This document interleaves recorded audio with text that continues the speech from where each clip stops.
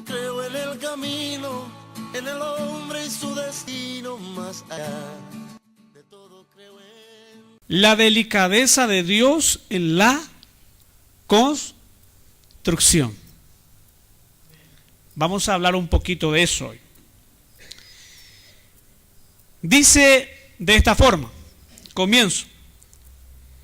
Si Jehová no edificare la casa, en vano trabajan los que la edifican. Si Jehová no guardare la ciudad, en vano vela la guardia. Por demás es que os levantéis de madrugada y vayáis tarde a reposar. Muy bien. Esto vamos a acompañar con otro texto de la Biblia, por supuesto, pero vamos a explicar esto primeramente. La delicadeza de Dios en la construcción. ¿Cuánto le gustaría vivir mejor de lo que está hoy en día? ¿Cuánto dice amén a eso? ¿Cuánto desea tener más comodidades de lo que ya tiene hoy en día? Una mejor casa, una linda casa, con su comodidad. No precisamente lujos, pero por lo menos para que uno pueda disfrutar en familia, una buena pieza, un cuarto, un lugar donde podamos recibir una visita, la pieza para los chicos, buena iluminación, si es posible climatizado en este frío. Un aire acondicionado, frío y calor, sería 10 puntos. ¿Cuántos tiene aire acondicionado acá? Bien, 1 o 2 hermanos, pero está bien. ¿Cuánto desearía vivir mejor de lo que está viviendo hoy en día?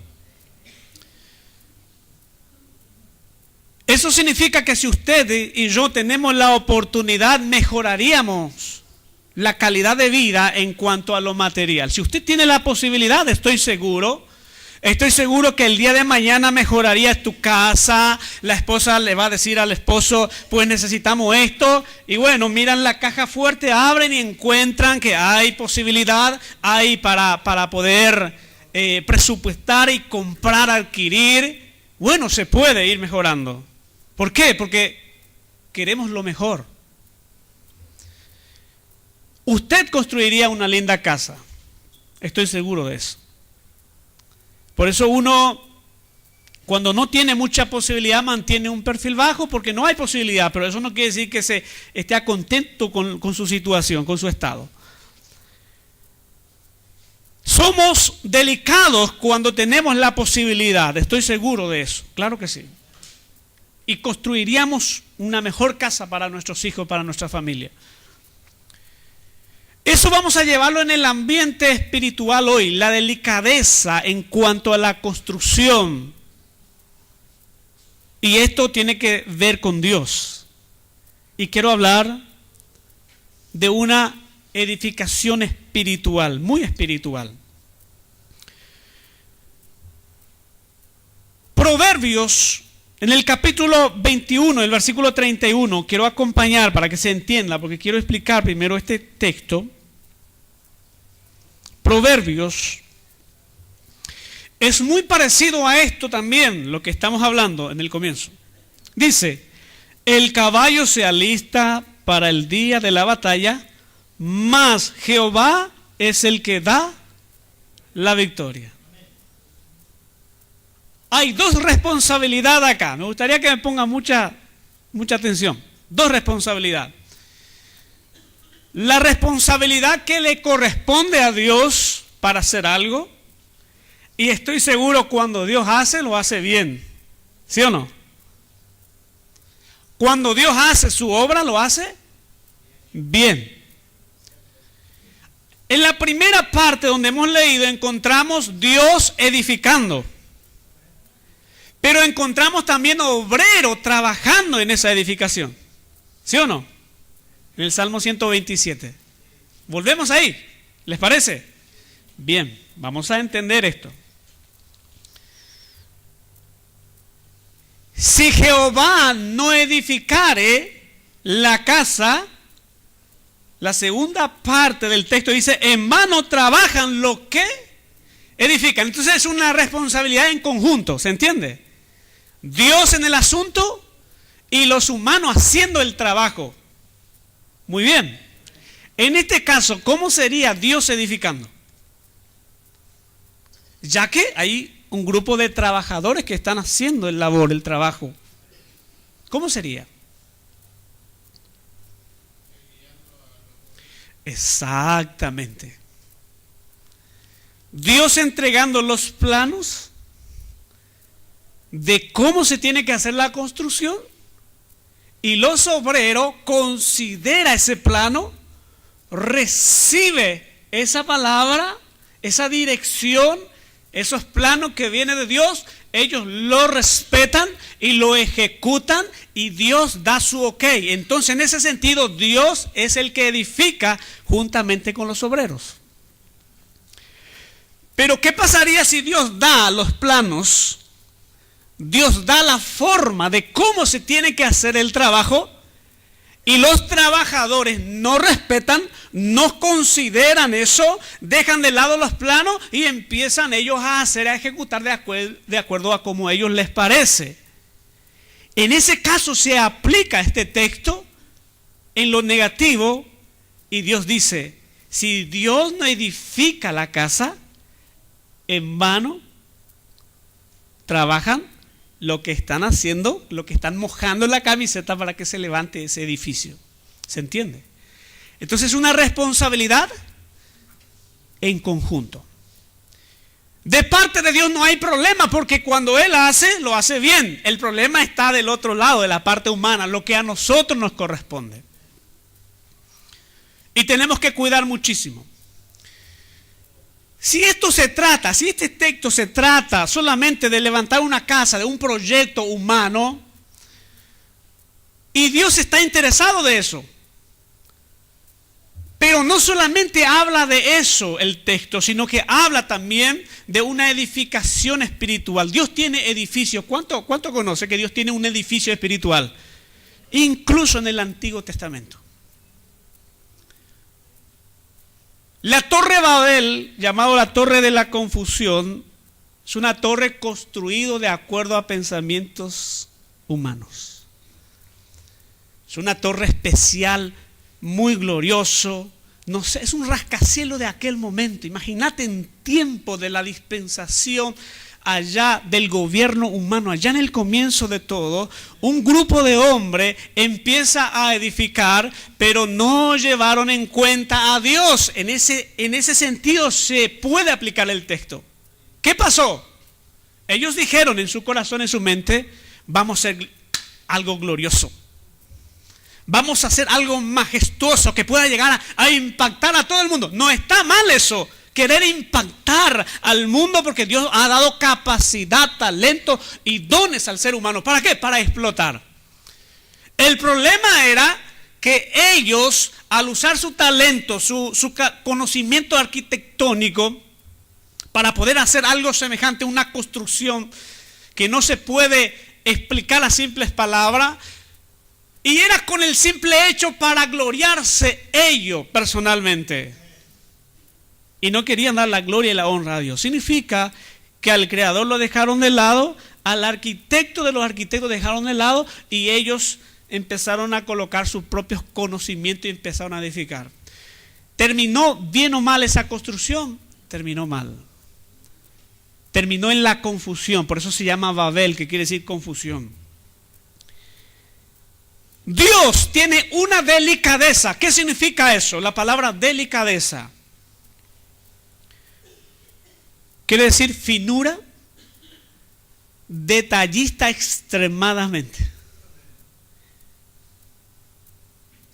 Y no le gustan las cosas así, más o menos, o ahí va ahí.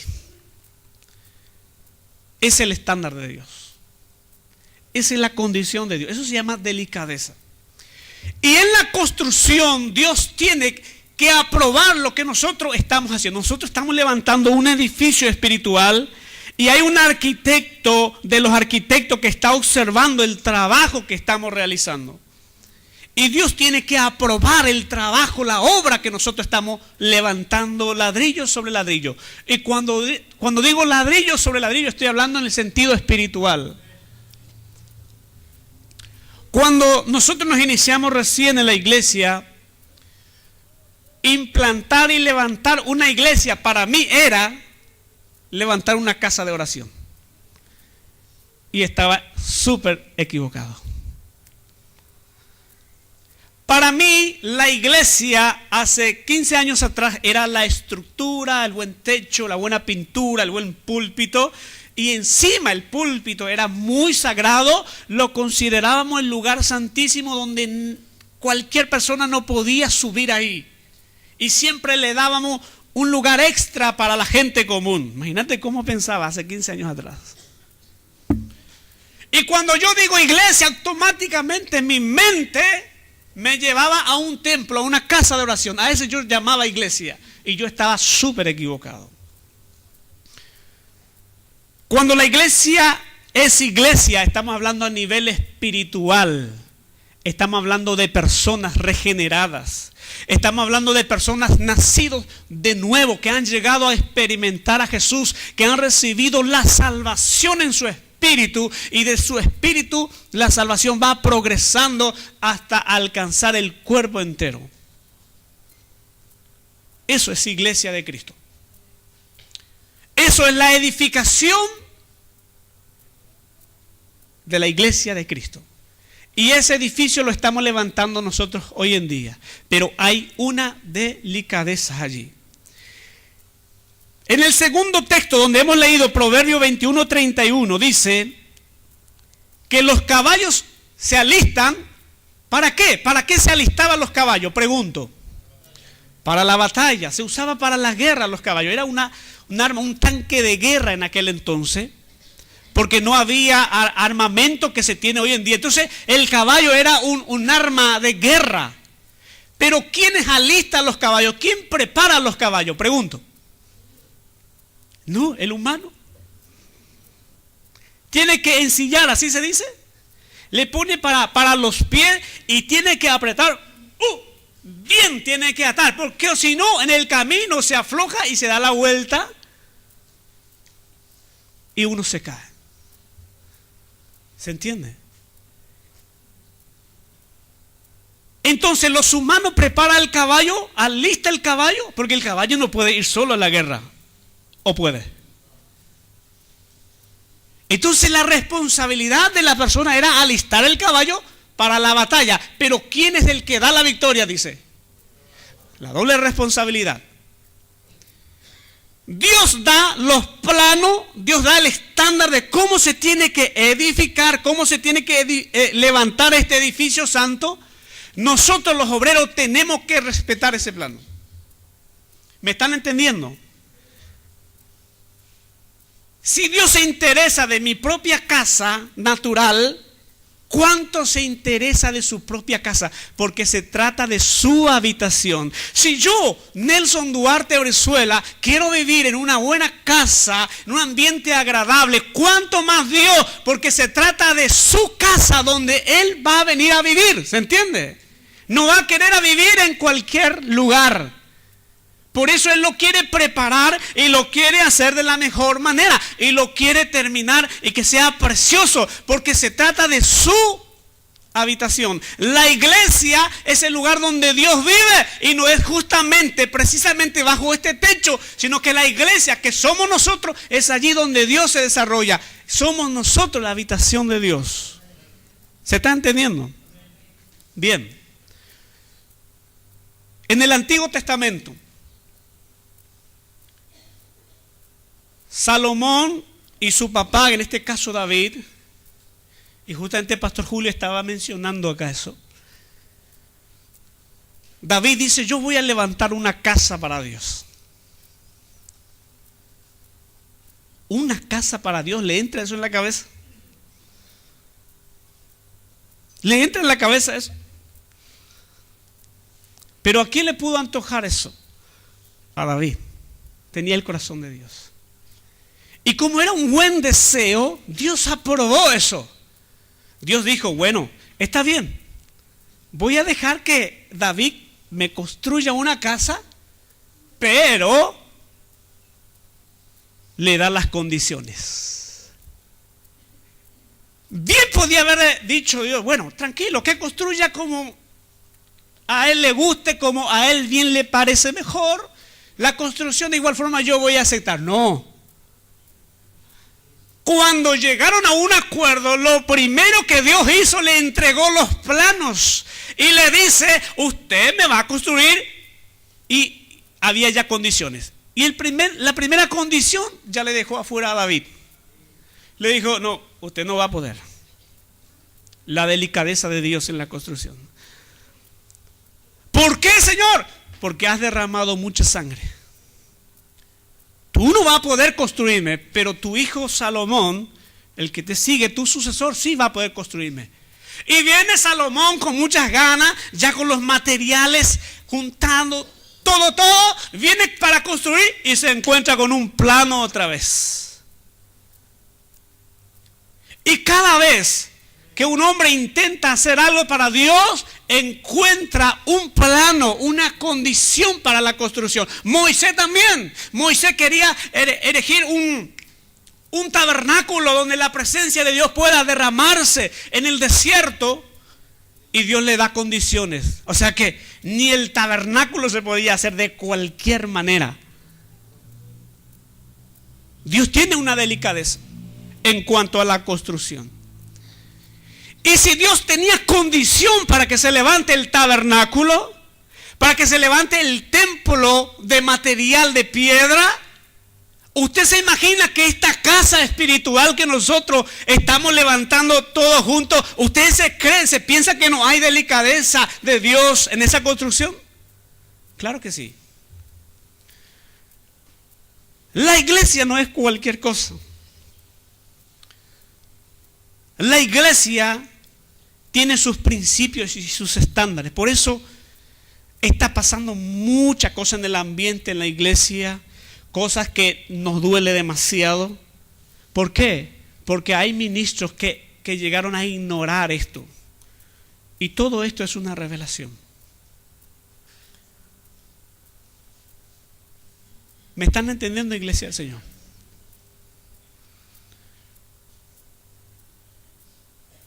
Le dice a Moisés, me vas a hacer así, así, así y así, y le da lista de materiales. Viene Salomón y le da lista de materiales. Y para el colmo, hermanos, le dijo, necesito que prepare el material afuera de la ciudad. No quiero que se haga ruido de martillo de ningún instrumento acá. Necesito que se haga lejos. Y usted lo va a traer el material bien terminado y bien milimetrado. Y se va a colocar ya justo en su posición. Y ¡pum! Y encajaba correctamente. Era un plano milimetrado. Delicadeza de Dios. Y Salomón contrató gente especializada, gente talentosa, carpintero, gente que trabajaba las piedras, gente que trabajaba con la plata, con el oro, y se fueron y trabajaron y terminaron el material y vinieron y ensamblaron ahí en la ciudad. Pero eso no fue antojo de Salomón tampoco, sino que Dios le da orden para que se haga de esa manera. Éxodo 25, vamos a mirar un poco.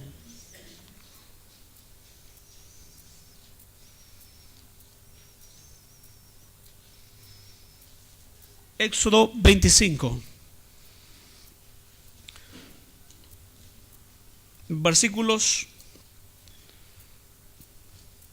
36. Una partecita nomás yo voy a leer.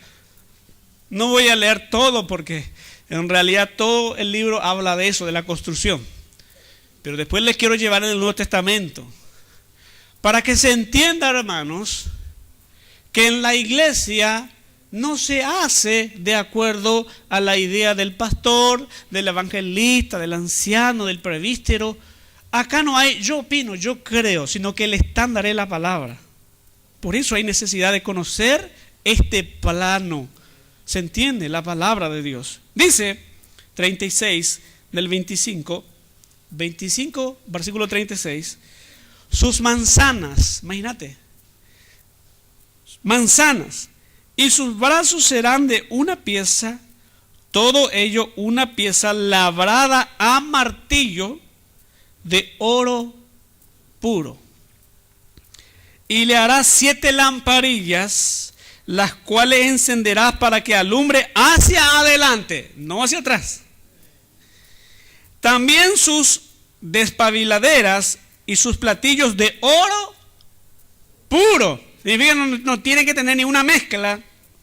De un talento de oro fino lo harás con todos estos utensilios. Incluso, mira, los utensilios que se iba a usar adentro del templo estaba calculado por Dios. Porque cada artículo representaba algo. Por eso Dios era tan delicado, era tan fino, tan detallista en la construcción. Y estamos hablando un templo hecho por manos de hombre, y que más adelante la Biblia dice que Dios no habita en templos hechos de manos humanos, de hombres, ¿se entiende? Entonces, ¿para qué se hizo? ¿Para qué fue tan estricto Dios? Ese templo solamente pudo contener la gloria de Dios temporalmente y dejó de existir.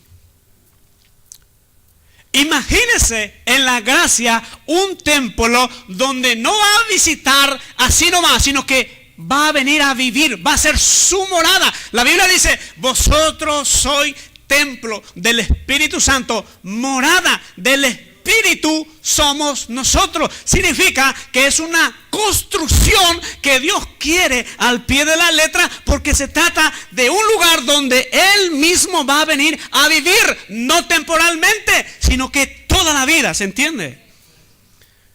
Entonces, una construcción no es una construcción, cualquier construcción. Cuando entendamos esto, vamos a dejar de jugar la iglesia, vamos a dejar de jugar el evangélico, vamos a dejar de jugar ser el hijo de Dios, vamos a dejar de lado las niñerías y vamos a arrodillarnos delante de su presencia y decirle, Señor, por Dios, si yo soy una construcción, y es nada menos para que usted venga a vivir, a ser tu morada, de eso se trata. Porque Dios no puede vivir en un templo hechos con manos de obras de hombres. Por eso Dios mismo se encarga de hacer una parte, dije doble responsabilidad. Si los que edifican no edifican con el Señor, entonces es en vano, ¿se entiende? De eso se trata. Como iglesia, yo necesito ser edificado de acuerdo a los planos de Dios. Por eso nuestras ideas valen muy poquito comparando a los planos de la voluntad de Dios. ¿Se entiende? Mis ideas humanas, natural, tengo que sujetar, tengo que someter. No me queda otra opción. Tengo que edificarme de acuerdo a los planos de Dios. Yo tengo que respetar, porque o si no va a ser en vano. ¿Se entiende? Doble responsabilidad. Dios va a hacer bien y Dios ya lo hizo bien. Pero lo que a mí respecta, lo que está bajo mi conducto, bajo mi responsabilidad, también yo lo tengo que hacer bien. La pregunta es, ¿cómo se puede hacer bien? Consultando el manual, consultando los planos. Decirle, Señor, yo te estoy sirviendo hace un par de años. Esto, Señor, es acepto delante de ti. ¿qué dicen los planos? ¿Estoy haciendo bien o mal? Señor, ¿estoy haciendo lo que usted me manda o simplemente estoy ejecutando mis propias ideas o pensamientos? Señor, todo lo que yo hago, ¿usted me acepta todo esto o simplemente es un material que usted no va a aceptar más adelante?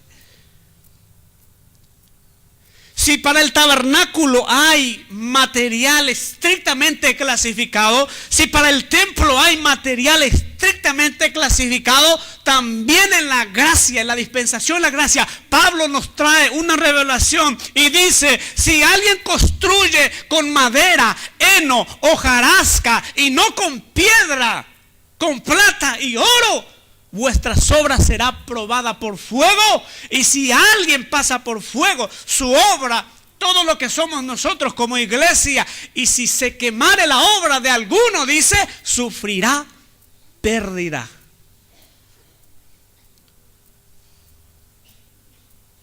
¿Qué material estamos usando para edificar la iglesia espiritual de Cristo?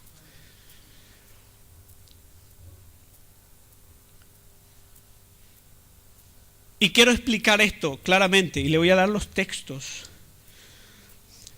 Por ejemplo, en Primera Reyes 6:7, vamos a mirar un poquito.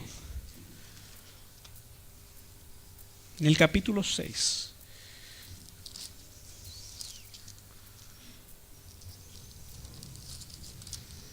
¿Cuánto me están entendiendo en esta noche?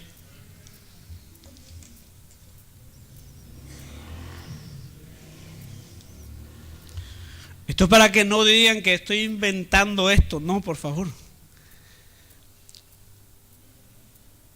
Primera de Reyes, del capítulo 6, en el versículo 7. Una parte, usted tiene la obligación de seguir leyendo en la casa, por favor. ¿Cuánto lo van a hacer sinceramente?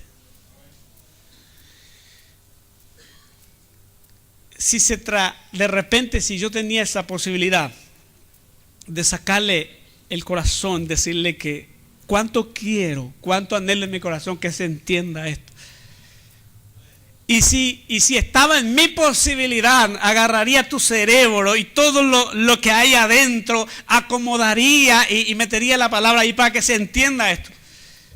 Pero como yo no tengo esa posibilidad, simplemente soy un apacentador que da pasto a las ovejas. Pero yo creo que si usted pone atención, usted va a entender esto. Porque el Espíritu está aquí para poder ayudarnos a entender, a comprender estas verdades que son importantísimas para la iglesia. Dice, y cuando se edificó la casa, la fabricaron de piedras que traían ya acabadas. Es lo que dice, ¿no? De tal manera que cuando la edificaban, ni martillos ni hachas se oyeron en la casa, ni ningún otro instrumento de hierro. Delicadeza, condición. No podía tomarse el lujo Salomón y hacer de cualquier manera como a él le parecía. Y había expertos que lo podían hacer muy bien, pero no. Y Dios sabe por qué.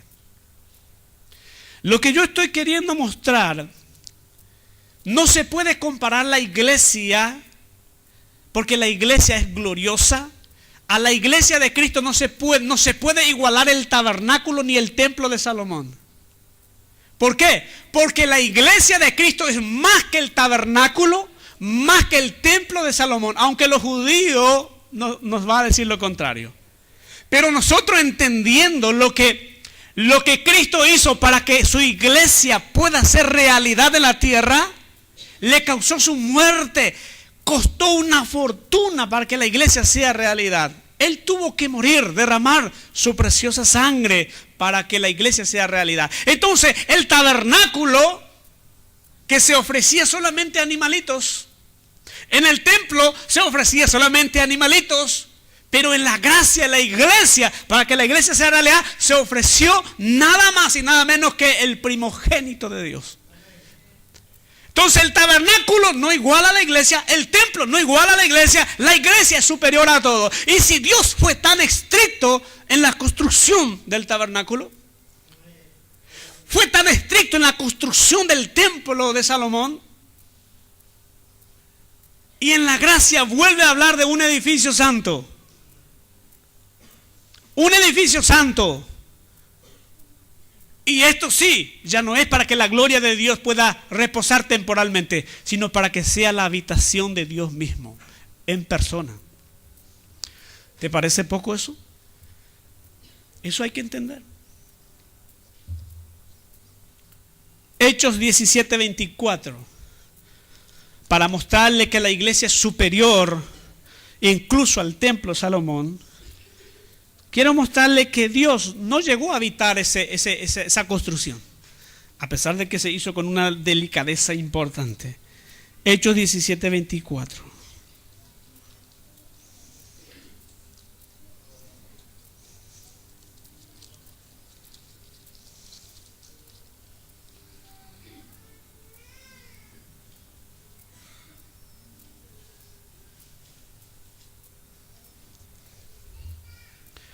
Y esto fue revelado en la iglesia apostólica primitiva, ya en la dispensación de la gracia. Mira lo que dice: el Dios que hizo el mundo. ¿Qué es lo que pretende decirnos Lucas acá? Porque Lucas escribió Hechos de los Apóstoles. Lucas escribe y dice: el Dios que hizo el mundo y todas las cosas. ¿Qué pretende Lucas con esto, con esta introducción? El Dios que hizo, el gran arquitecto, ¿se entiende? El gran constructor que hizo todo, el soberano, el grande, el único, dice: el Dios que hizo el mundo y todas las cosas que en él hay, siendo Señor del cielo y de la tierra, no habita en templos hechos por manos humanas. ¿Por qué tanta delicadeza entonces por Dios? Porque cuando se trata de edificación, Dios es así. Es el carácter de Dios. Cuando se trata de edificar algo, Dios es puntual, diligente, estricto y presenta su plano, porque Él es el único y gran arquitecto que hace bien las cosas. Y si se trata de la gracia, la iglesia, un edificio santo, por eso existen principios. Y que muchas veces no queremos respetar. Muchas veces no queremos considerar porque acostumbramos a hacer las cosas a nuestra manera. Nos pasa a los ministros. Cuando nos descuidamos un poquito ya queremos decir nuestras propias palabras, implementar nuestras propias ideas, nuestros propios proyectos. Confundimos mi pensamiento con el pensamiento de Dios. Confundo lo que es la iglesia, la voluntad de Dios con mi voluntad. Se hace una mezcla y se mete todo en una bolsa y la iglesia está pata para arriba. Esa es la realidad. Por eso están surgiendo muchas cosas inconvenientes en la iglesia y hay hermanos que no pueden discernir todavía eso. Se levanta cualquier cosa a decir la iglesia hoy en día. Es tremendo. Y lo más lamentable es que la iglesia dice amén. Y había sido que el plano, el estándar de Dios dice otra cosa. El tema es no hacer a nuestra manera. Yo pienso, yo creo. No, eso se terminó. Al entender esto, eso se termina. Cada cosa, cada obra que hacemos, hay que consultar el manual, la Biblia, la voluntad de Dios y ver cómo Dios quiere, cómo Dios manda, cómo Dios quiere que hagamos, porque o si no, se va a cumplir el Salmo 127:1. Los que edifican, están edificando en vano.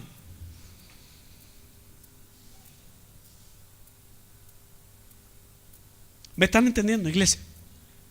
Dígame amén por lo menos. O estamos recepcionando muy bien la palabra.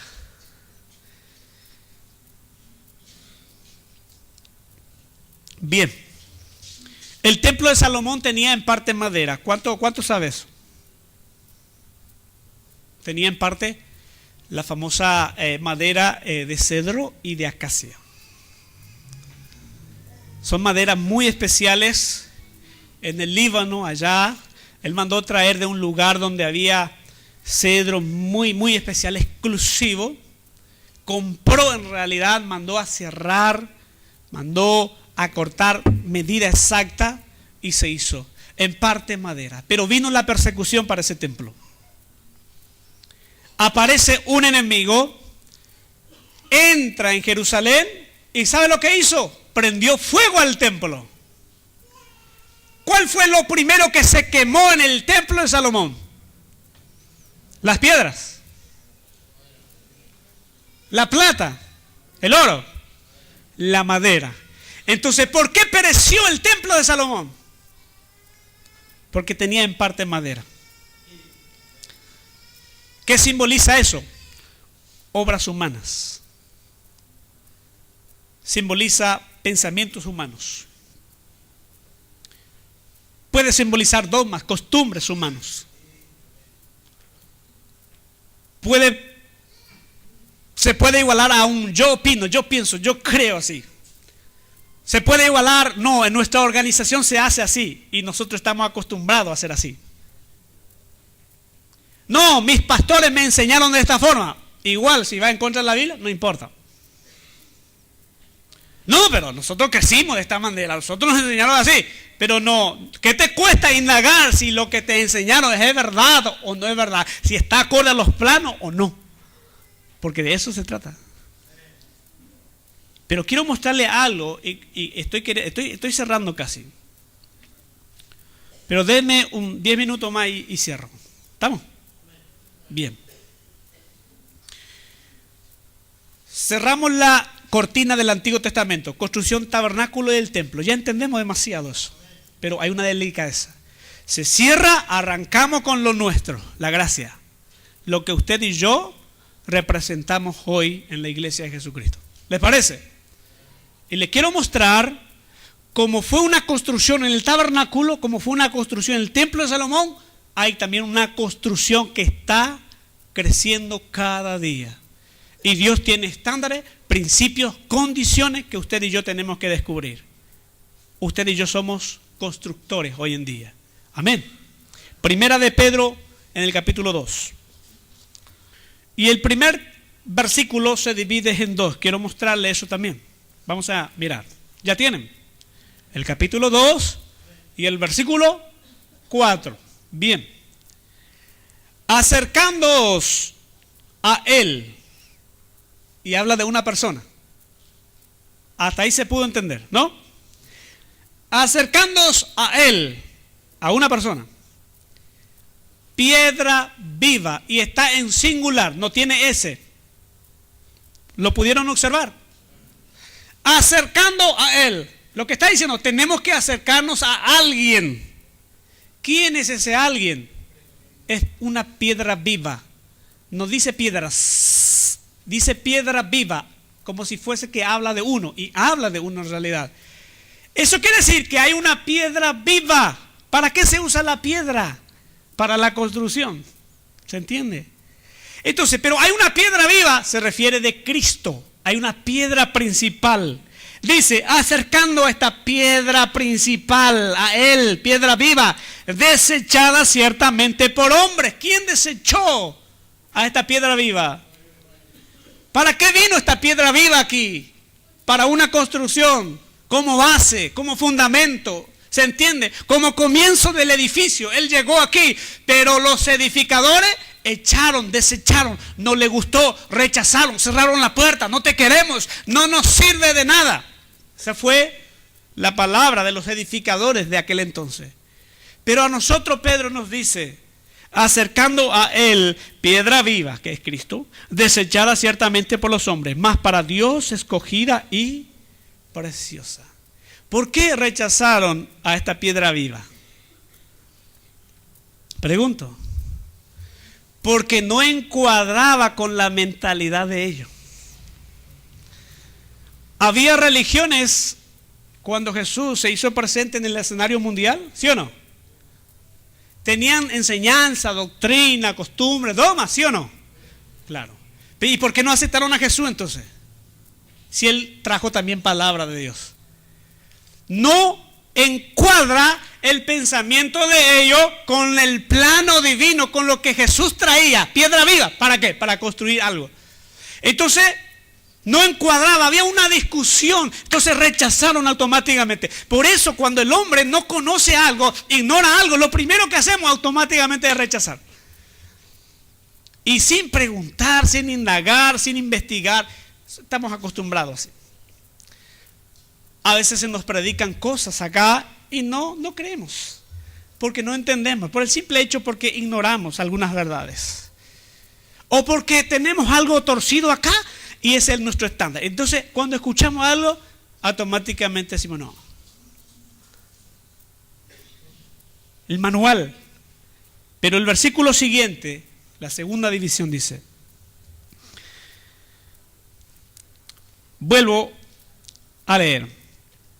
Acercándoos a él piedra viva, desechada ciertamente por los hombres, mas para Dios escogida y preciosa.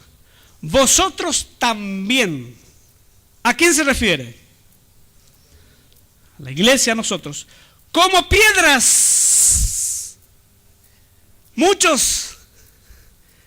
¿Para qué quieren muchas piedras? Para la construcción. Pero no es una piedra muerta. Éramos, ahora tenemos vida. Dice, vosotros también como piedras vivas, sed edificados. Ahí hay un edificio en la gracia, ¿sí o no? Como casa espiritual. Casa espiritual y sacerdocio santo. ¿Para qué? Para ofrecer sacrificios espirituales. Y dice, aceptable. ¿Por qué Dios ya no aceptaba más el sacrificio en el templo de Salomón? Porque se repetía día tras día, año tras año, la misma cosa y no había cambio, no había arrepentimiento, no había transformación y Dios se cansó un día. Entonces Dios se propone y dice, voy a mandar a alguien que pueda hacer un sacrificio en vez de los animales una vez y para siempre. Quiero solución. ¿Se entiende? Estamos hablando de Jesucristo. Hubo un cambio y ellos no querían aceptar eso. Precisamente cuando Juan empezó a decir, este es el Cordero de Dios que quita el pecado del mundo, ellos ya se metieron en problemas. Porque el corderito de ellos era una oveja ahí, ¿se entiende? Un cabaraí, un torito. Ese era que sacaba el pecado de ellos, entre comillas. Pero cuando aparece el Cordero que quita el pecado del mundo, ¿qué dice? Ellos entendían, para nosotros no hay problema escuchar eso, pero para ellos era el Cordero de Dios que quita el pecado del mundo. ¿Escuchaste lo que dijo el profeta cerca del río Jordán ahí? Sí, eso es lo que dijo, el Cordero de Dios que quita el pecado del mundo.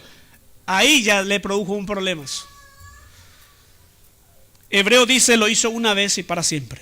Está escrito. Dice, vosotros también como piedras vivas, sed edificado como casa espiritual y sacerdocio santo para ofrecer sacrificios espirituales. ¿Cuánto están ofreciendo sacrificios espirituales a Dios? ¿Cuánto? Todo nuestro servicio es espiritual, pero tiene que ser aceptable. Y para que sea aceptable, ¿qué necesitamos? Ofrecer de acuerdo a la voluntad de Dios, como Dios pide, como Dios muestra, como Dios exige, según la delicadeza de Dios. ¿Se entiende? Porque se trata de un edificio espiritual. Aceptables a Dios por medio de Jesucristo, por lo cual también contiene la Escritura: he aquí pongo en Sión la principal piedra del ángulo, escogida, preciosa, y el que creyere en él no será avergonzado. Creer en él es recibir toda su voluntad, toda su revelación. ¿Se entiende?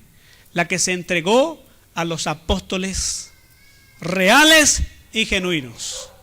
Cuando digo apóstoles reales y genuinos, en Efesios dice, revelación que en otra generación, antes ni después, se entregó solamente a ellos. Significa que la función apostólica era recibir revelación y entregar esa revelación, la cual se hizo una sola vez, la de colocar la base y el fundamento.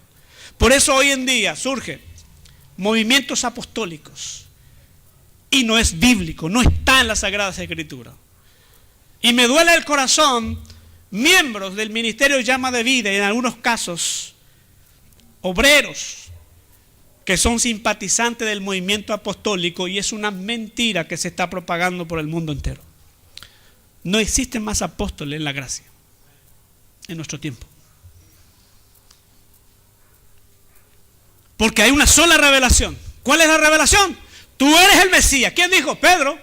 Bienaventurado Simón Pedro, porque no te lo reveló carne ni sangre, sino mi Padre que está en los cielos. Pedro presenta una base, un fundamento. ¿Quién es? Tú eres el Mesías, tú eres la base. Tú eres la piedra que desecharon los edificadores. En el capítulo 2, en el día de Pentecostés, cuando él se puso en pie en el discurso, dijo: varones hermanos, ustedes y nosotros hemos rechazado, y él viene a ser cabeza del ángulo ahora. Cristo. Los apóstoles verdaderos ya cumplieron su función, colocar base, y la base se coloca una sola vez. Una sola vez. Entonces, ¿para qué? ¿Para qué los apostólicos hoy en día? Entonces, sí, ya cumplieron, ya terminaron. Lo que estamos haciendo es edificar sobre la base que colocaron Pedro, Juan y todos los discípulos verdaderos. Por eso en Éfeso, en la iglesia aparecieron apóstoles. ¿Y sabe qué hizo la iglesia en Éfeso? En el capítulo 2 creo que está eso. Probaron a lo que dicen ser apóstoles, dice, y los hallaron mentirosos. Y si hay un seguimiento apostólico, entonces Timoteo debería de ser nombrado apóstol, porque fue un ministro de hecho y hecho. Y fue la siguiente generación, fue discípulo de Pablo, pero nunca fue reconocido ni nombrado como apóstol. El ministerio apostólico cesó, porque cumplieron su función. La tarea siguiente es edificar sobre la base lo que estamos haciendo, la parte de la terminación. ¿Cuántos me están entendiendo? ¿Cuántos simpatizantes de los apostólicos hay aquí? Te reprendo en el nombre de Jesús. Si eres simpatizante, te volviste enemigo mío, directo. No puedo pasarte la mano y decirte paz. No puedo apañar una mentira que no está avalado por el manual. De eso se trata. Pero van a tener mejores ideas, van a impactar el mundo, van a traer a millones de gente. No me importa, porque millones de personas no se va a salvar. Es un remanente escogido, salvado por gracia. Aquellos que fueron conocidos por Dios antes de la fundación del mundo, llamados por Dios soberanamente, justificados por Dios soberanamente, y fueron salvos soberanamente. La gracia se cayó sobre nosotros, no es porque nosotros merecíamos, sino que la gracia lo recibimos totalmente gratis y sin merecer. Cayó del cielo, y precisamente cayó sobre mí, que era el menos merecedor de la gracia de Dios. Y pienso que ustedes también. Efesios 2:20. Dame otros 10 minutos más, por favor. Edificaos, edificio, sobre el fundamento de los apóstoles y profetas, siendo la principal piedra del ángulo Jesucristo mismo. ¿Se entiende? Base. ¿Quién presentó la base? Los apóstoles y profetas de la iglesia primitiva. Y se dio a conocer a Cristo. Pablo dice: yo como perito arquitecto puse el fundamento, pero el que viene atrás, que mire cómo sobre edifican. Pablo coloca la base, el fundamento Cristo, pero el que viene atrás habla de la generación siguiente, en el siglo 2, del 3 y hasta llegar al siglo 20, a nosotros. Nosotros le seguimos a ellos y tenemos que cuidar la construcción. No podemos levantar de cualquier manera. Hay un fundamento, hay un modelo, hay una base, hay un plano, porque Dios tiene delicadeza en una construcción. Si fue en el tabernáculo así, extremadamente delicado, en el templo extremadamente delicado, ¿cómo será en este edificio santo que le costó a su propio Hijo en la cruz del Calvario? ¿Cuánto más? No es poca cosa. Dice, fundamentaos, edificaos sobre el fundamento de los apóstoles y profetas, siendo la principal piedra del ángulo Jesucristo. 21, mira, en quien todo el edificio, nadie está fuera de esto, bien coordinado. ¿Qué significa eso? Bien coordinado. Cada cosa en su lugar. Y la puerta está ubicada en su lugar, como dice el plano. La ventana, las aberturas secundarios están en su lugar correspondiente. La pintura es lo que Dios eligió en su lugar, como corresponde, como tiene que ser. La calidad de material fue Él que eligió, y le voy a mostrar en la parte final. Dice, en quien todo el edificio bien coordinado va creciendo para ser, ¿qué dice? Un templo santo en el Señor. ¿De quién estamos hablando? De nosotros, de la iglesia regenerada. Templo santo en el Señor. Yo le dije en el comienzo, sea calcular, a pensar, a pensar que la iglesia es Jacoba, y estaba equivocado. La iglesia no es esta estructura, vuelvo a repetir. No es el techo, no es el piso, no es la pared lo que se ve. La iglesia es un edificio espiritual que se construye con piedras vivas, no con piedra muerta. Y piedras vivas son aquellos que recibieron la salvación, no los que dicen ser cristianos y no lo son, no los que dicen ser evangélicos y no lo son. Son los que han nacido de nuevo, los que dicen, yo soy salvo por gracia, porque Cristo me perdonó de mis pecados. Y algunos llorando te dicen, porque Él me perdonó mis fallas, mis errores, ahora soy una nueva persona, una nueva criatura en Cristo Jesús, gracias a Él. Y empieza a clamarle, a glorificarle cada momento, porque reconoce que hay un solo Señor, hay un solo grande, hay un solo arquitecto que puede hacer esto. Un templo santo, ¿quién es? Las piedras vivas, el edificio espiritual, para morada de Dios en el Espíritu. ¿Qué significa morada?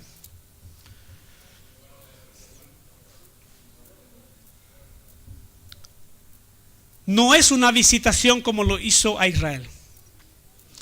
Para Israel siempre hacía una visitación. Es lo que aclaró Jesús. No estoy inventando esto.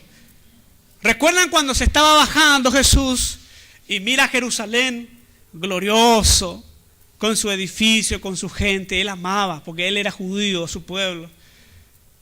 Y cuando Jesús se emocionó, dijo, Jerusalén, Jerusalén, tú que matas a los profetas y a los que te son enviados, ¿cuántas veces quise juntar a tus hijos como la gallina junta sus polluelos debajo de sus alas?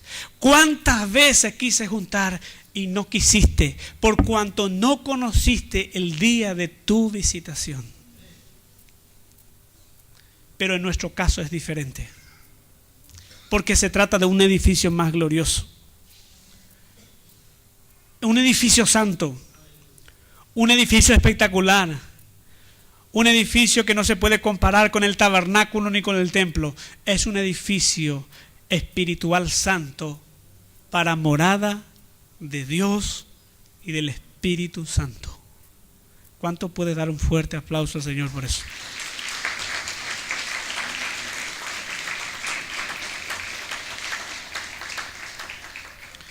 Dame un 10 minutos más, por favor.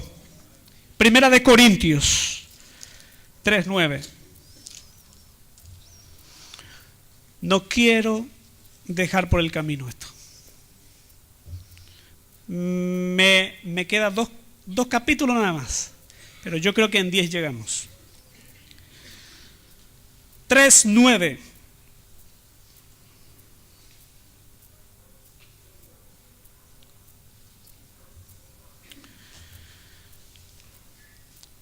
¿Ya lo tienen?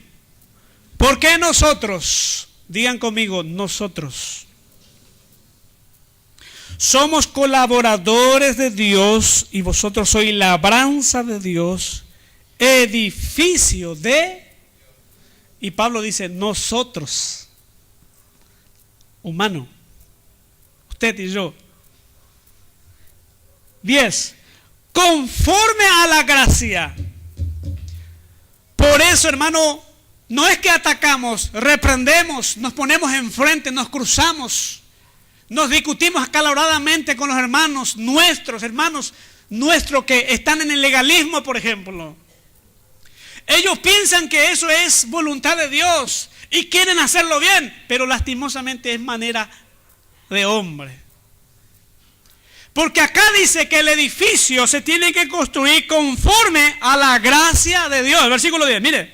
Conforme a la gracia de Dios que me ha sido dada, yo como perito arquitecto puse el fundamento y otro edifica encima, pero cada uno mire cómo sobre edifica. Pregunto, ¿qué revelación trajo Pablo? ¿Qué revelación recibió en Arabia, en el desierto? Dígame, por favor. ¿Qué revelación recibió? ¿Qué evangelio predicaba Pablo? El evangelio de la gracia. ¿Quién es el que está hablando acá, Pablo? Él trajo una revelación. Primero Cristo como base. El misterio del Padre que era Cristo y el misterio de Cristo que es la iglesia, que salió de la costilla de Jesús. ¿Se entiende? Igual, Adán, su esposa salió de su costilla, el primer Adán, el postrer Adán, Cristo, también de su costado salió la iglesia, gracias a una lanza. Una semilla cae en tierra y muere y trae muchos frutos, produce muchos. Somos nosotros, ¿se entiende? Todo esto se tiene que edificar y no hay otro plano más que la gracia. Por eso es problema entender mal. Comprender mal la escritura y no de acuerdo a la mente de Dios, a la revelación de Dios. Ese es un problema. Eso no va a quedar así nomás. Porque tiene que ser aceptable en la presencia de Dios. Y si hay una posibilidad de que se acepte, entonces hay otra posibilidad de que sea rechazado también. Porque nuestras obras va a ser probado. ¿Podemos sufrir pérdidas? Claro que sí. 10. 11. Porque nadie puede poner otro fundamento que el que está puesto, el cual es Jesucristo. Y sobre este fundamento, alguno, no todos, alguno, edificaré, digan conmigo, oro, plata y piedras preciosas. Esos tres materiales primero son lo que Dios requiere, son lo que Dios pide para esta construcción. Pero hay otro grupo de tres materiales y dice, madera. En el templo de Salomón había madera. Se prendió fuego y se quemó. Lo único que se pudo rescatar fueron el oro y la plata que llevó un general. Dice, madera, heno, hojarasca. Y dice 12, la obra de cada uno de nosotros, de cada uno, dice, se hará manifiesta porque el día la declarará, pues por el fuego será revelada y la obra de cada uno, cual sea, el fuego la probará. Como el templo de Salomón. Si permaneciere la obra de alguno que sobreedificó, no dice que iba a colocar base, porque esa función apostólica ya se usó una sola vez. Sobreedificó, ¿qué significa eso? Arriba de, ¿se entiende? Sobreedificó, recibirá recompensa. Y si la obra de alguno se quemare, él sufrirá pérdida. Sufrirá pérdida.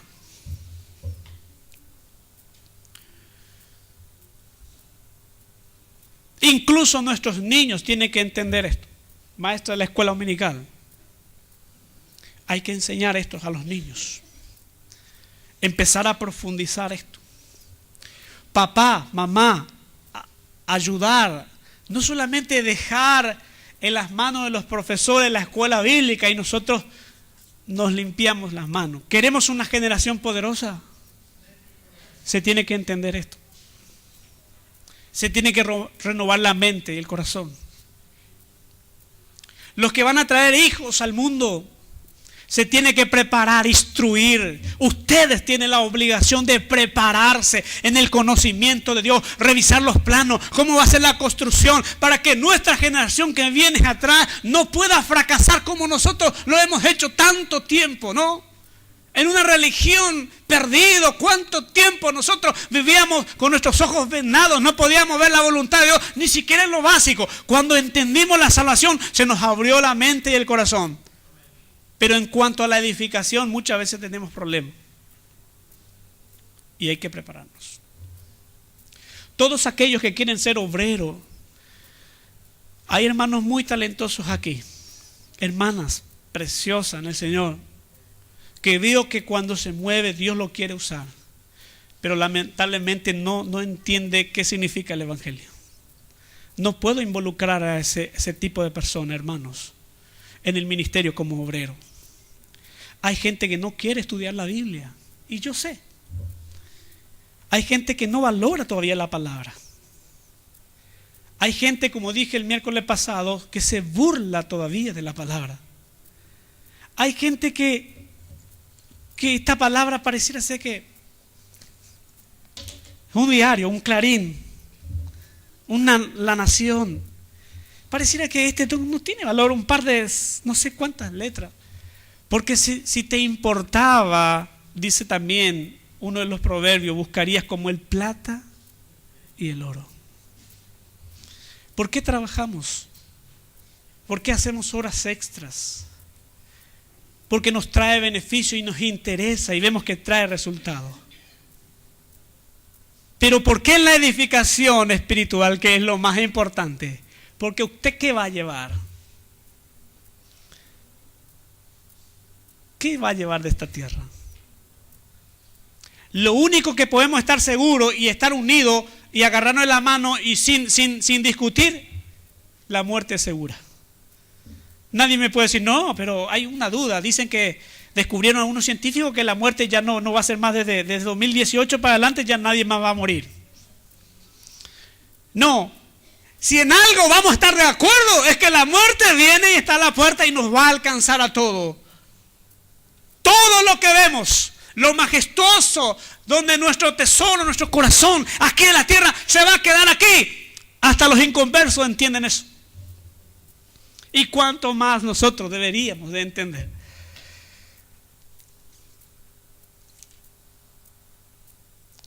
Todo se va a acabar.